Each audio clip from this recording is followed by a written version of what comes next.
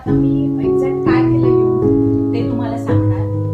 Grid म्हणतो आपण वास्तूमध्ये, जे तुम्ही मोघम म्हणता की पूर्व आहे, पश्चिम आहे, दक्षिण आहे, उत्तर आहे, त्या तर दिशा त्याच आहेत, नॉट इश्यू. ओके, पण वास्तूच्या एकूण 16 झोन आहेत. तर त्यासाठी मी ग्रीड करते. प्रत्येक घरामध्ये वास्तू विजिट देताना सगळ्यात अगोदर मी ग्रीड करते.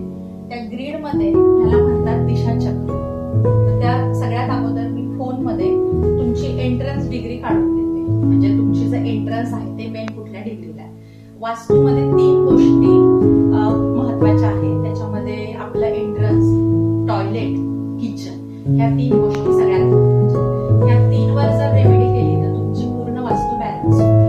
ठीक आहे. आणि ह्या रेमेडीला पण इफेक्ट यावा, त्याचा परिणाम व्हावा म्हणून अगोदर वास्तू बॅलन्स केली जाते. ठीक आहे. एंट्रन्सची डिग्री घेतल्यानंतर हे दिशा चक्र तुमचं ब्रह्मस्थानी ठेवलं जातं. हे ब्रह्मस्थानी ठेवल्यानंतर अख्ख्या घराची ग्रीड तुम्हाला ह्याच्यावर मिळते.